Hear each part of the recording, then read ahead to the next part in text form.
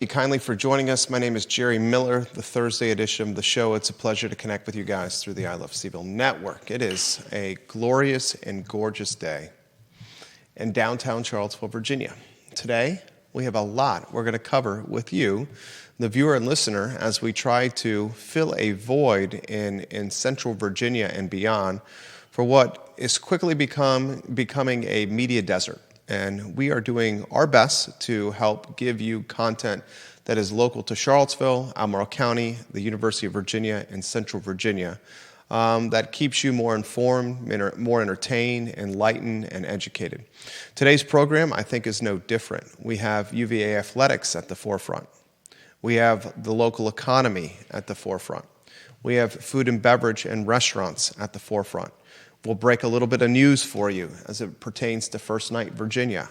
After we report the news about First Night Virginia, the legacy media, print, radio, and television, will mimic what we do and report it themselves.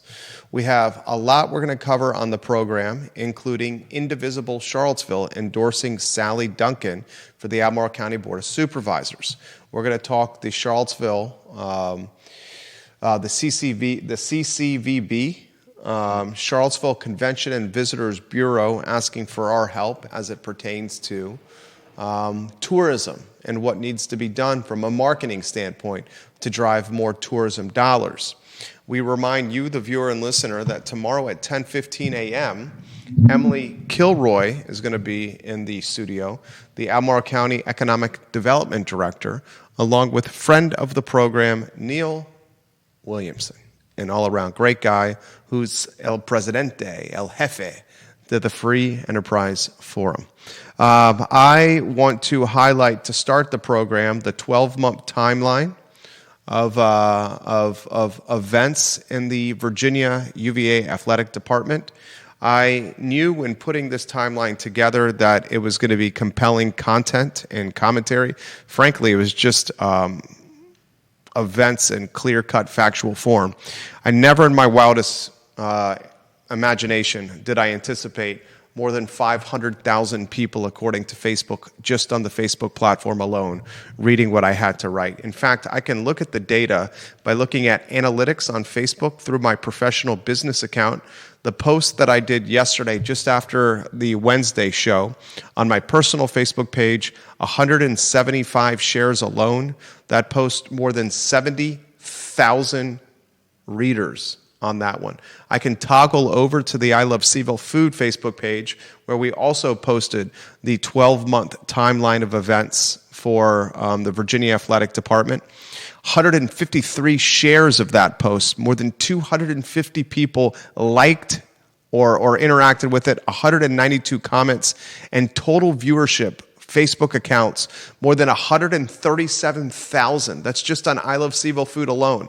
I can toggle over to I Love CVille. And ladies and gentlemen, we posted that on 15 Facebook accounts, 15 Twitter accounts, 2 Instagram accounts, LinkedIn, YouTube, iTunes, Apple Podcasts, the Fountain app, the Rumble app. I am quite confident, and I can say it with confidence and conviction, that nearly 1 million folks have read my 12-month timeline of events for Carla Williams and her athletic department. The I Love CVille Facebook page, goodness gracious, more than 40,000 Facebook accounts have interacted with that.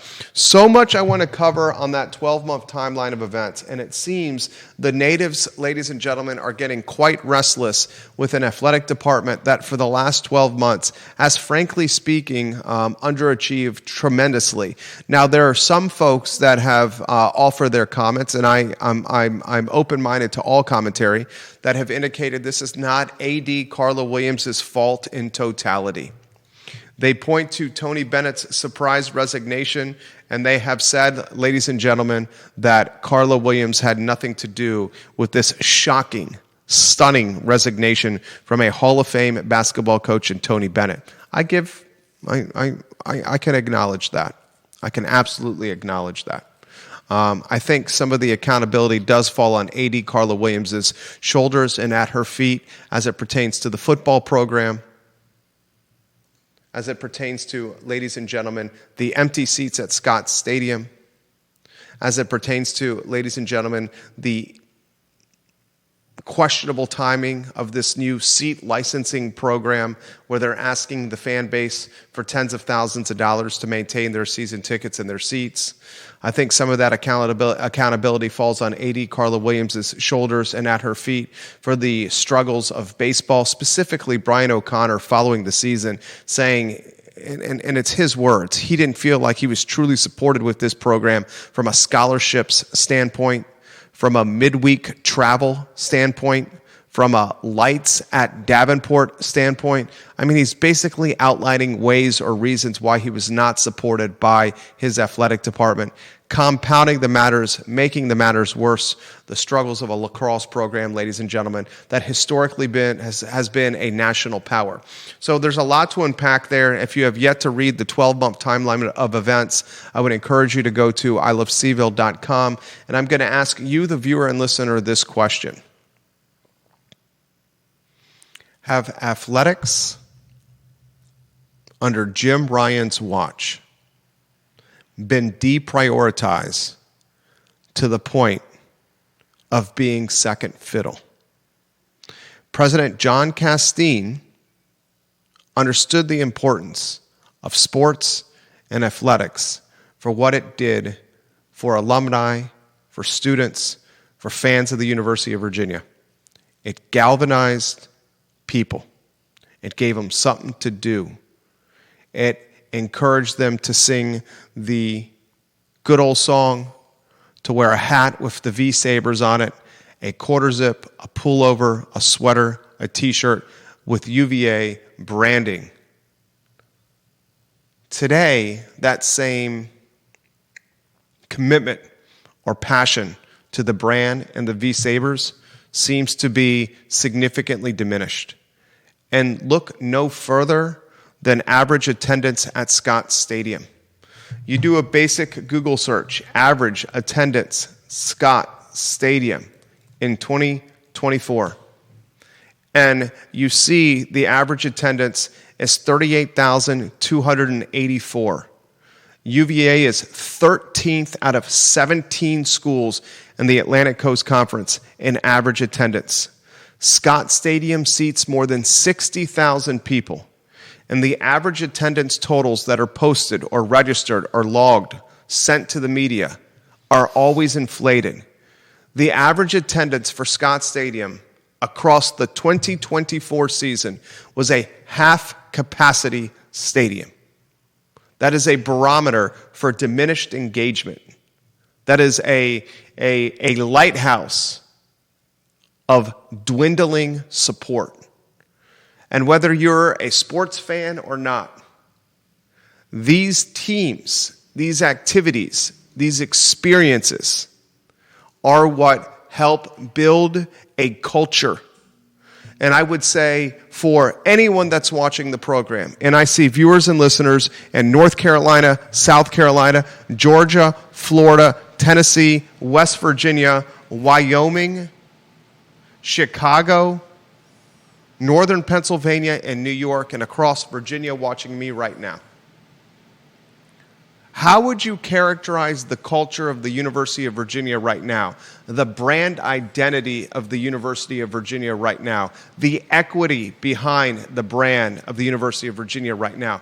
To me, it seems splintered and fractured, seeking a path to new identity and new direction. I see a brand splintered and fractured with turmoil, and I see a brand looking to heal. And it seems to me one of the easiest ways to do this is to galvanize the fan base, the student body, the alumni base around an athletic department that is clicking on all cylinders, and boy, oh boy, we are far from it. If you want a compelling read, ilovecville.com/UVA Sports. ilovecville.com/UVA Sports. Is that what the URL is there, J-Dubs? Say it again. ilovecville.com/UVA Sports. The timeline, ladies and gentlemen, of key events for the UVA Athletics Department over the last 12 months. Please read it. All right, studio camera in a two-shot. as I wheel in Judah Wickhauer. Headline for you, most intriguing and why on a Thursday afternoon?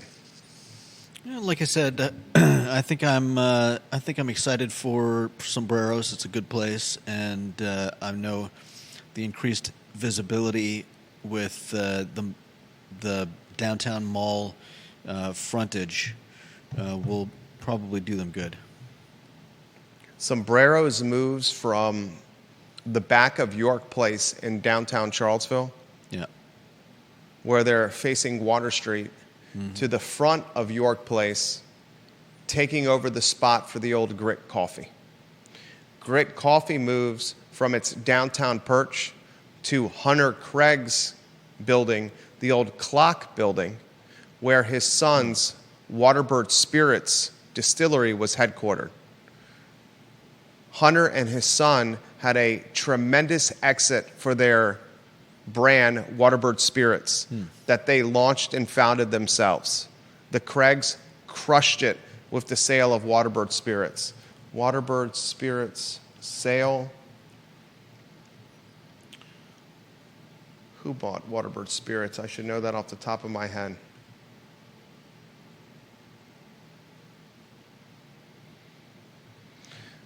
Gallo, I believe, is who bought Waterbird Spirits. But when Waterbird sold to an international conglomerate, it left the Clock building on Water Street open, and Grit pursued that opportunity. That left Charlie Lewis, who owns York Place, his family, with its prime spot, the Grit Coffee location, open.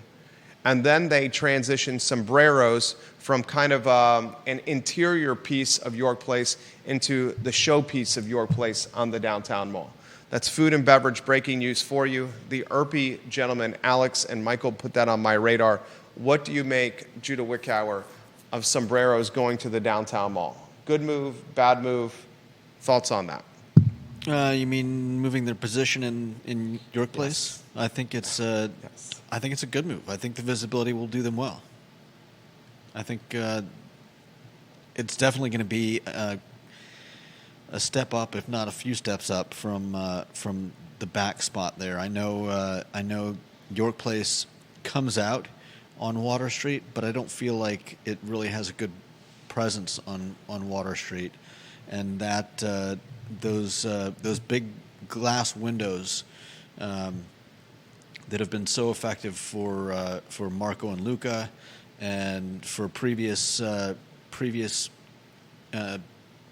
occupants of the other side of that front, from Grit to Cafe Cubano, to the places that have been there before. I think it's a great spot.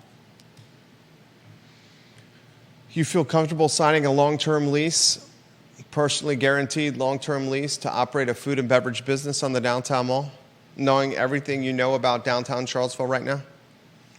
I mean, Sombrero's already had a lease, right? Moving to this elevates the price per square foot and extends the term. It creates more exposure from a lease standpoint. That's fair. I mean, I've got to assume that they know their business and they're happy paying for the extra visibility. The reason I asked this question, and it's a perfect segue as you're rotating the lower thirds on screen, now the bar graph from the Chamber of Commerce, retail sales tax collection. This will come up with Neil Williamson tomorrow, the president of the Free Enterprise Forum. Emily Kilroy, the director of development for Albemarle County, will join us at 10:15 a.m. tomorrow. The Chamber of Commerce issues a press release this morning, which I received. The headline, Clouds on the Horizon, Q1 2025 Retail Report Raises Concerns. The Chamber of Commerce, as part of its mission to inform the public of business activity, the Regional Chamber of Commerce released the 2025 Q1 report. This report suggests that retail sales and internet sales were tepid or negative in all 7 Central Virginia localities tracked by the Regional Chamber of Commerce. In total, the localities studied collected $126,785 less in retail sales taxes in the first quarter of 2025 compared to the first quarter of 2024. Louisa saw the largest decrease of more than 8%. Greene County and Albemarle County showed tepid growth with 3% uptick for Greene, 2% uptick for Albemarle, while Augusta, Charlottesville, Fluvanna, and Waynesboro all decreased in sales tax revenue compared to 2024 Q1. The newly minted Chamber CEO, Andrea Copeland, says this: while weather may have had an impact on the first quarter numbers, our members tell us they and their customers continue to feel the impact of economic uncertainty. It is too early to call the results of 2025 Q1 a trend, but it raises significant concerns. Two Shot, Judah Wickower, and I, viewers and listeners, your thoughts. Q1 2025 versus Q1 2024, the numbers don't look good. I ask you the question yet again. Feel comfortable signing in a more expensive lease with a longer term for a food and beverage business that is on the downtown mall with even more data at your disposal now? I think they may. I think they may have less. They may be less impacted by tariff uncertainty. Certainly less impacted than construction. Obviously, anyone importing from China or areas near there. I think. I respectfully disagree with you. You disagree? Tariffs and uncertainty at a macro level impacts everybody at a micro level. It impacts disposable income. It impacts consumer confidence. It impacts the money that you can spend at your household on any given day. And anyone that has a small business operation that is in Charlottesville is going to be impacted by the uncertainty at a macro level, at an international level, at a national level. That's fair. I didn't say they wouldn't be impacted. I said they would be impacted less than some other businesses, though. Philip Dow, from a lease standpoint on the mall, that is a big no for me. Kevin Yancey says, I would not open on the downtown mall if the lease was free. I disagree with if the lease was free, I would open on the mall. But ladies and gentlemen, the headwinds are obvious. I'm going to ask you, the viewer and listener, this question. Why were sales tax collections so down for the first quarter of this year versus the first quarter of last year? I'll ask Neil Williamson that question on Real Talk at 10:15 a.m. tomorrow. I'll ask Emily Kilroy that question at 10:15 a.m. Real Talk tomorrow. Why are they so down? I would definitely say tariffs had a severe impact. I would also guess that a lot of people are getting stretched thin by now.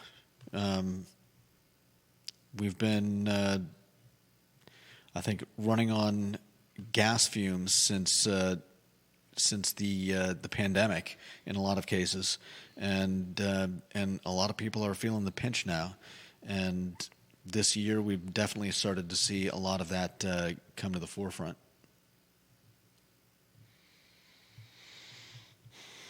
Does it change? Is this a trend, or is this a statistical anomaly? If I had to guess, I would guess that it's a trend. I don't think people are going to magically start having more money to spend. Unless something changes, but I don't know what that would need to be. Viewers and listeners, your thoughts. Put them in the feed. I will relay them live on air. Is this a trend, or is this something that could be disregarded as just a blip on a data radar? Sam Sanders, the city manager, has said they're going to take excess taxpayer collection, additional money they have at their disposal, and to allocate it, millions of dollars, into downtown Charlottesville to improve it. We should not underestimate the influence and impact that downtown Charlottesville has, the mall, on the region as a whole. Downtown's the heartbeat of the region as a whole. Yeah. I'll try to make an analogy or a metaphor here. If the University of Virginia is the heart of Central Virginia, then downtown Charlottesville is the vessels that transports the blood across the entire region. When the mall is clicking and positive and moving and shaking, the region is going to be moving and shaking. Yeah, I can see that. It's kind of like a getting your hand on the pulse of the city, and if the heart is not beating, then it tends to show the general trend of the entire area. Kevin Yancey in Waynesboro, I'd bet my life savings that if you open downtown like it used to be, offer street parking meters, you'd see 1,000% turnaround with the street parking meters. With street parking meters. I respectfully disagree with Kevin Yancey. They tried the street parking digital meters where you would check your car in on a digital meter on Market Street, for example. That failed miserably. Wasn't that right around the pandemic? I mean, that was certainly worst timing possible. Yeah. The absolute worst timing possible. If I was going to fix downtown Charlottesville, the first thing I would do is figure out a solution for the houseless population. The second thing I would do would be improve the lighting for downtown Charlottesville. The third thing I would do would be a marketing and advertising campaign that is targeting parents with children and asking them to return to downtown Charlottesville. The next thing I would do would consider a abbreviation or a break on some sales tax collection for a certain short period of time for some of these businesses in downtown Charlottesville so they can use the additional revenue to fuse into their business to improve it. I'd work with Friends of CVille, the nonprofit outreach group, hand in hand with them. Yeah. I'd encourage the CACVB. I think you have the acronym incorrect on the headline. CACVB. Is it the same one? To run a marketing campaign for downtown Charlottesville as well. I love the train that runs in downtown Charlottesville. I love the in-person events they do, like scavenger hunts for downtown Charlottesville. Yeah. The cocktail passport, where you could go from one bar to another bar in downtown, purchase a cocktail, get a stamp in your passport, and get a prize once all your stamps were completed. These strategies are the type of strategies that are going to work. Some of the merchants, thank you, Wes. Some of the merchants, ladies and gentlemen, that have taken over leases and vacant storefronts in downtown Charlottesville don't fit the model of downtown Charlottesville. Yeah, no doubt. CRHA having its headquarters in downtown Charlottesville and the dead center of the downtown mall, that's crazy. Yeah. They still haven't opened. They're still trying to remodel a building with an elevator, the old Vita Nova building, the old Henry's Restaurant building. Mm-hmm. It's been closed, it's boarded up, it's papered over, and it's going to be that way for a while as CRHA, the Charlottesville Redevelopment and Housing Authority, tries to figure out how it's going to make its headquarters in downtown. It's a stain right now on downtown Charlottesville. Operation Hope in assimilation. Go from incarceration to assimilating back into society. Their headquarters are in downtown Charlottesville, in the old Bashir's location. Make that make sense for me. Mm-hmm. Charlottesville Parks and Recreation in downtown Charlottesville. Make that make sense for me. Right. Because they're not adding to the draw of the downtown Close area. at 5 o'clock. I mean, it doesn't matter when they close. It's not a business that's going to draw people to the downtown mall. Consider making parking more available in the Market Street and Water Street garages by extending the first hour free to maybe the first 90 minutes of free. Maybe the first 2 hours are free. Figure out how you can work with the parking lot owners, the Woodards, who own parking lots around downtown Charlottesville, who have outsourced the management of those parking lots to third parties that are not tied to this community that are charging an arm and a leg. You hear rumors that are facts about the Fitzgerald parking lot in downtown Belmont, for example. A third party is managing the Fitzgerald parking lot in Belmont. And on Thursday, Friday, and Saturday, when folks are looking to park in the Fitzgerald Tire parking lot to go to the local, it's insanity, or to go to Mas Tapas, $11.50 is the hourly rate. That is absolute insanity. That is nauseating. Mm-hmm. Conan Owen watching the program, his photo on screen. The cost of parking in the Woodard managed lots is a major deterrent. We stopped going after two $30 parking sessions. Anthony Woodard, you watch the program from time to time. You're an absolute unit in the weight room. One of the reasons we can drive more vitality to downtown Charlottesville is you working with your third-party manager to make these rates more affordable. $30 parking sessions in your parking lots don't make sense. It's like a moat around a castle. Prevents engagement and access. Mm-hmm.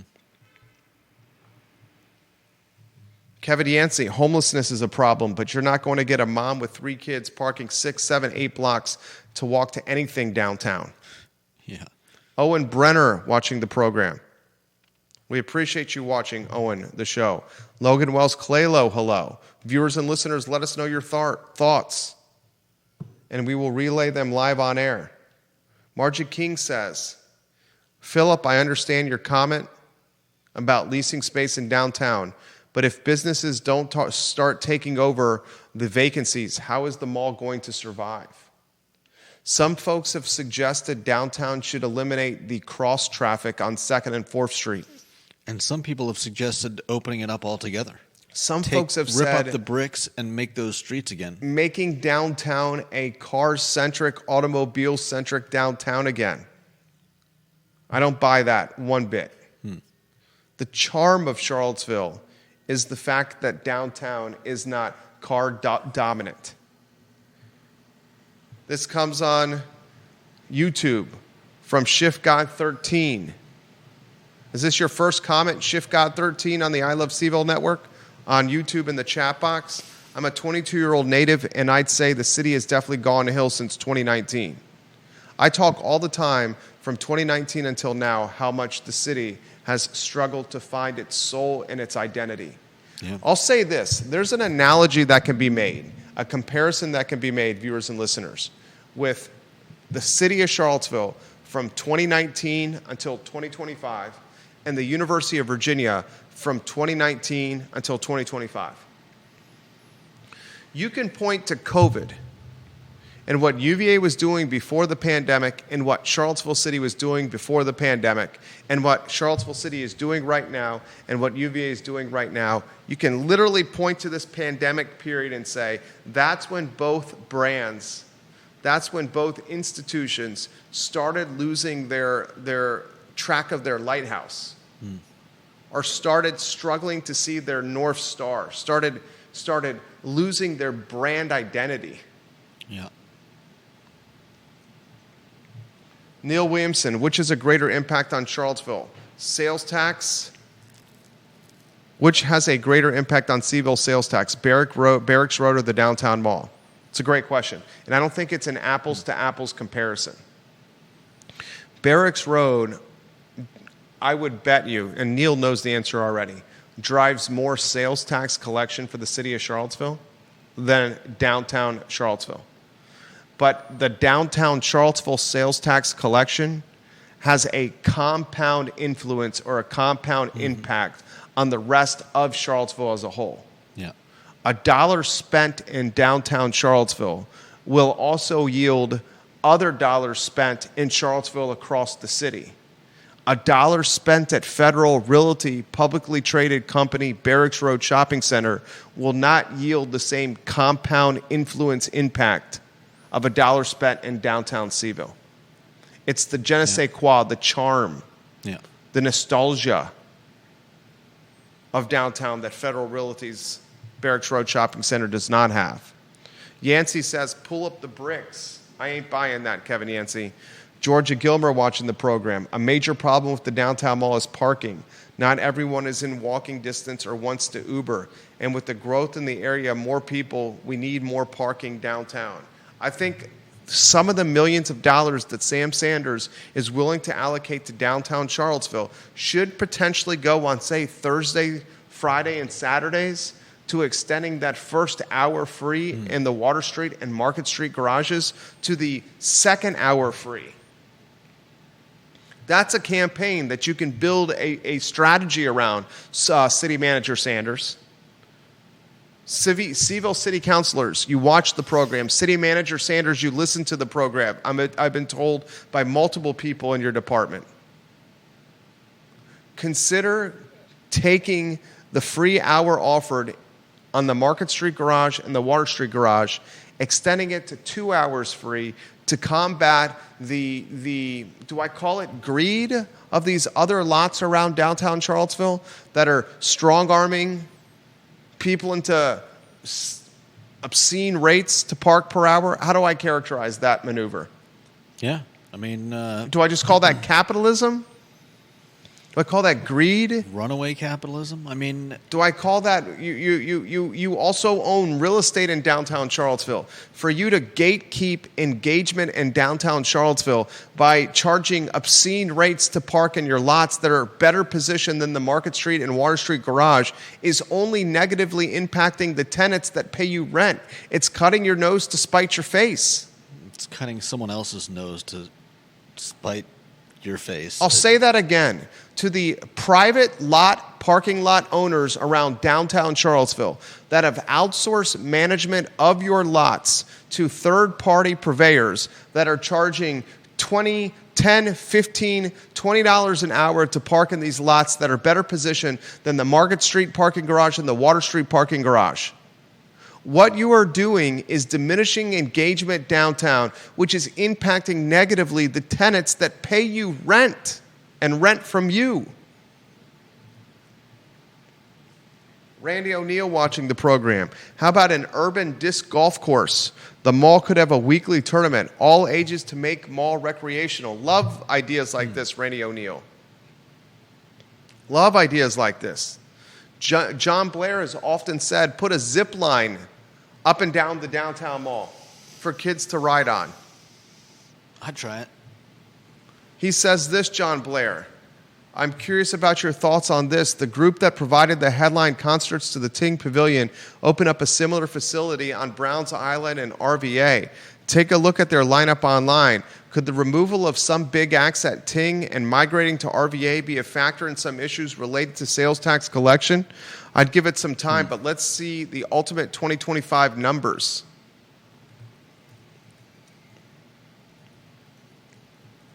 It's a great point by John.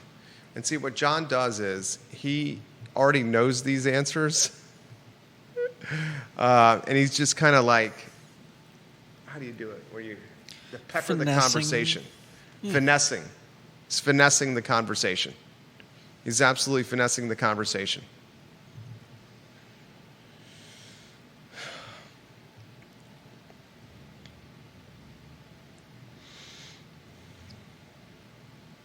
Would you say the talent that's come through the Ting Pavilion has diminished in quality? I've never paid a whole lot of attention to the talent that comes to the Ting Pavilion, so I would have a hard time answering that question. It's usually hasn't really been... I haven't heard of a lot of bands that I follow.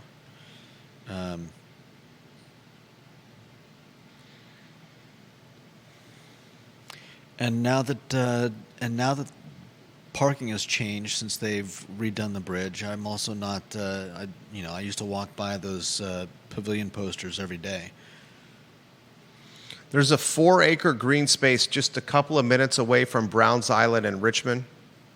That's going to become one of the best live music venues. That has become one of the best live music venues in the Richmond area. And Corin Capshaw of Red Light Ventures, Red Light Management, one of the most powerful people in all of music, led the effort in conjunction with some other partners. And John's alluding that Capshaw, who once directed the lineup for the Ting Pavilion in Charlottesville, may be sending some of his top-level talent to Browns Island and Richmond instead of that top-level talent coming to downtown CVille. And as a result of that, could be have fair. we seen foot traffic engagement and patronization diminish for downtown? That's what John's alluding to there. Yeah. Maria Marshall Barnes, I think Ting has definitely declined with artists. That's from MMB. Conan Owen says, turn Klockner Stadium into a Friday night concert venue. They said if UVA did that, the downtown would die in minutes. Ray Cadell, my wife and I saw a show at the Paramount this past Sunday. We were running a little late, so we used the private lot closest to the Paramount. No dinner, no drinks afterwards, just the show itself. Parking only was $28. We have rented the Paramount on December 5th for our annual Elvis show, which we are promoting ourselves. Parking was definitely a concern, especially since our show and many others draws an older clientele. $28 for parking. That's insane. That's insane. That's insane. I can't even... The parking lot purveyors that have outsourced the management of their better positioned parking lots than Market Street and Water Street are part of the problem here. Yeah, no doubt. The parking lot owners. You can't charge Manhattan prices for parking in Charlottesville and expect it not to diminish engagement. Yeah. Lonnie Murray, the thing they should do is the thing they've promised for years, create a permanent farmers market. I mean, goodness gracious, Lonnie, you're right. Get the farmers market off a blacktop asphalt on Water Street. Nakia Walker, part of her damning legacy to Charlottesville, not just rape-themed poetry about Charlottesville, not just straight-up racism on the dais during her time. Disdain for the city that you're administrating. Not just disdain for the city you're the mayor of, but she legitimately created so much friction with Keith Woodard's project on Water Street that he decided to walk away for about $1 million in underground infrastructure in time, applications, engineering fees, energy, effort, opportunity costs, $1 million to create a permanent home for the city market. It was going to be a truly impactful project that would help downtown start segueing to South Street and ACAC. And he said, to hell with this, I'm out of here. Yeah. That's on her. That's on her. And whether this is fair or not, especially the two-term city councilors like Michael Payne and Lloyd Snook, and potentially the two-term city councilors like Juan Diego Wade and Brian Pinkston, a lot of their legacy on the dais, those four people, those four men, is going to be whether or not they can revitalize downtown Charlottesville or not. For all the good that Lloyd Snook and Michael Payne and Brian Pinkston and Juan Diego Wade have done on the dais, if they're unable in 2 terms to revitalize downtown Charlottesville, that will be attached to their legacy as councilors.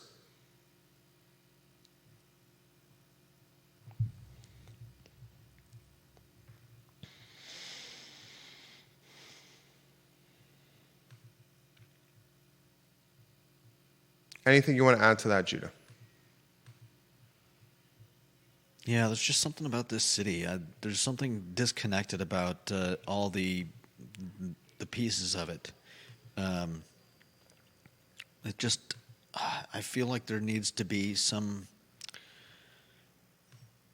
I don't know, theme's not the right word, but just something to connect everything. I feel like, Ix is just a few short blocks from the downtown mall, but it feels to me a lot farther. Like, I feel people go to one place and then leave. People drive to the downtown mall and then drive to Ix Art Park and then drive to Belmont. And they're all so close together. Like in other places that I've lived, there was just I don't know whether it was a feeling of openness, but a willingness to. It was just there was something that invited you to walk around and just leave your car somewhere. Whereas I feel in Charlottesville, there's just, I don't know, and this could be just me, but I feel like everything is kind of like its own little island. People leave one island and drive to another rather than, it just, I don't know what it is. I don't think I can pinpoint it.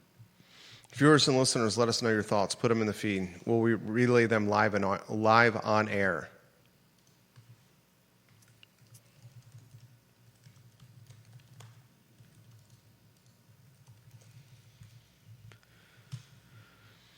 This question comes in via YouTube, and it's a good one. What are your thoughts on a revival of UVA athletics being a factor in the survival of the downtown mall? That's a damn good question. I'll spin that question or ask that question a different way.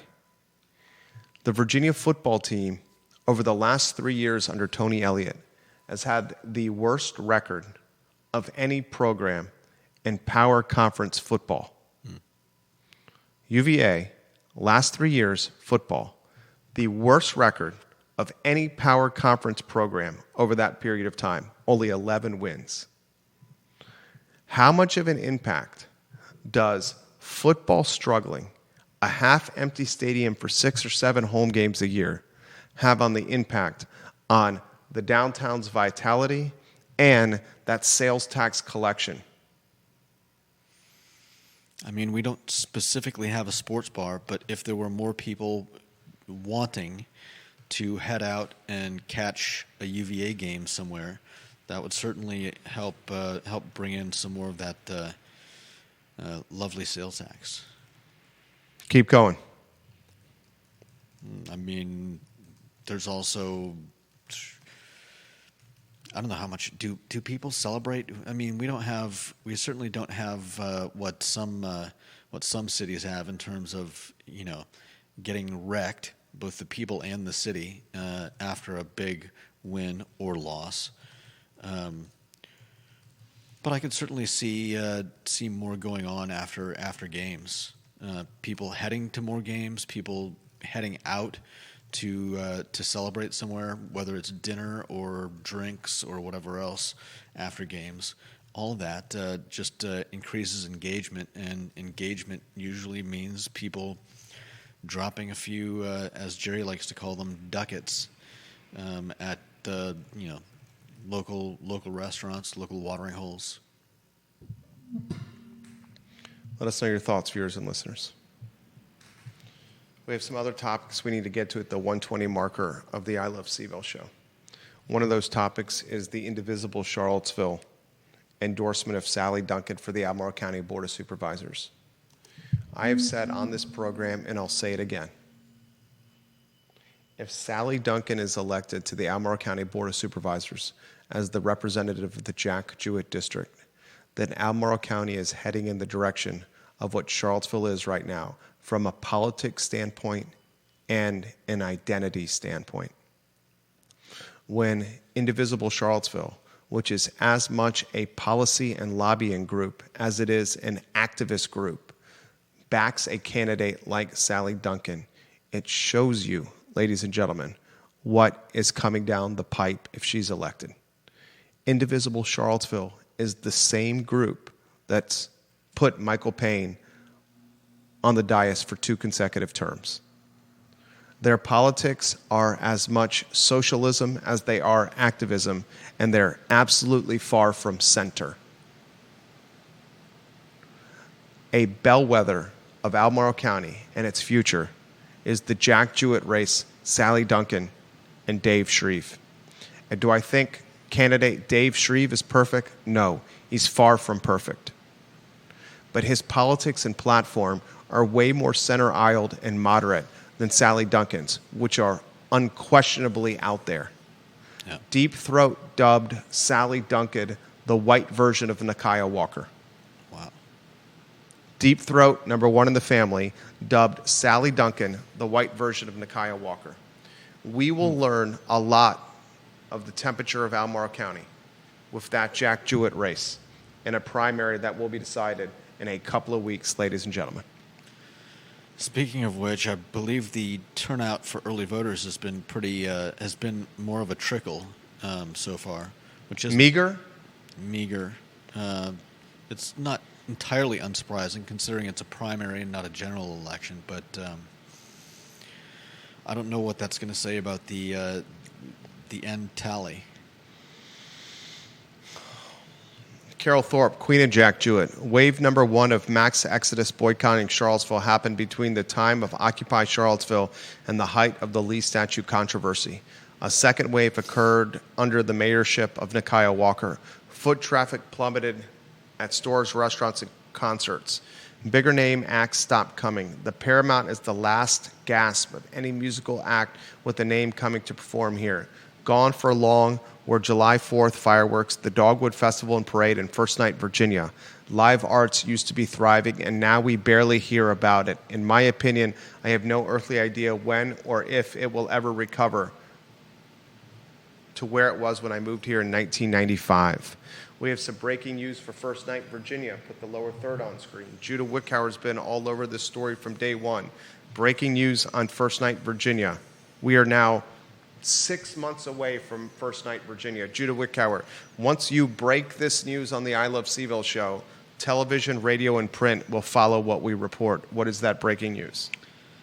Well, I'm sad to announce that as it stands now, we are extremely unlikely to have First Night Virginia this year. My friend had a 2-hour conversation with Drake Vandercastle, the current head of the whatever you call it, the First Night Committee, and in a probably the only positive note is that he renewed his payment for taking care of the website, all that kind of stuff. How much is that payment? I couldn't tell you. A couple of dollars? I don't know what it is, but I mean, it involves all the hosting and all that kind of stuff. So it's not going to make anyone rich, but it's not cheap either. That at least means that I think the memory of First Night Virginia lives on, and eventually I think somebody will take it over and do well by the city. Drake, I don't believe, has the... is Drake local to Charlottesville anymore? I don't think he is. He was in town, I believe, and my friend met with him. They talked for a couple hours. He doesn't have the capacity to organize it. And if I'm not mistaken, he's been ostensibly looking for someone to take over without any luck. If there's anybody that wants the job, contact Drake Vandercastle. There's a tidbit of breaking news for you on the I Love CVille show. As it stands, First Night Virginia extremely unlikely to transpire. Unfortunately. At downtown Charlottesville. How many years in a row will this be, that the family-friendly downtown event that ushers in New Year's Eve to New Year's Day? Did we have it in 24? I don't think we had it in 24. No, not 24. Did we have it in 23? Maybe 3 years.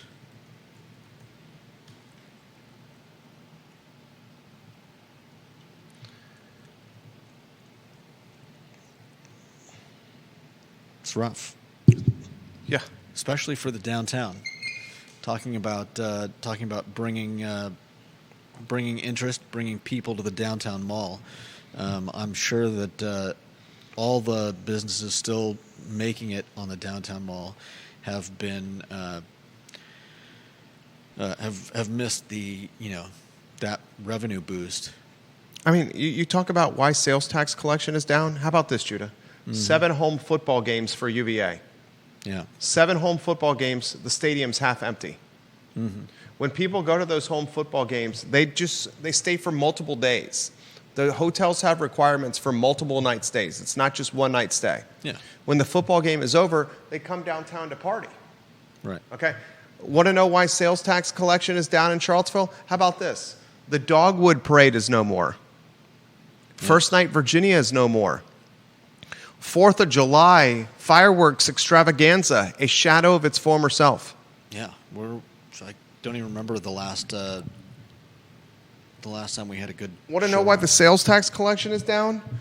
You got 200 and some houseless individuals living in downtown Charlottesville.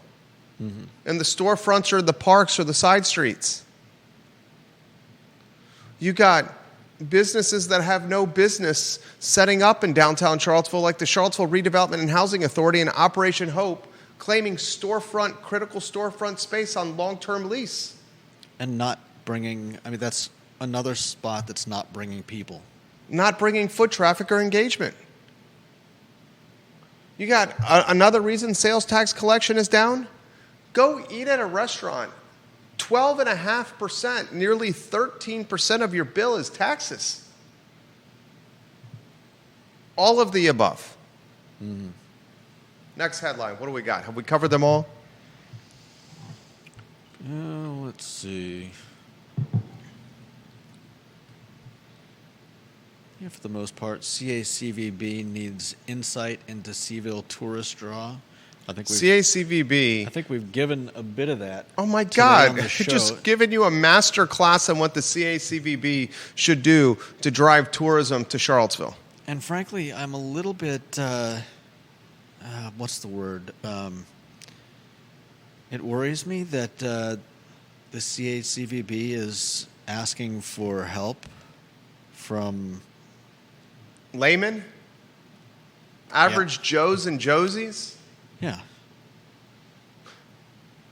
It's kind of not a good look. CACVB, you want some free advice? Listen to this show on what you can do to drive engagement for Charlottesville.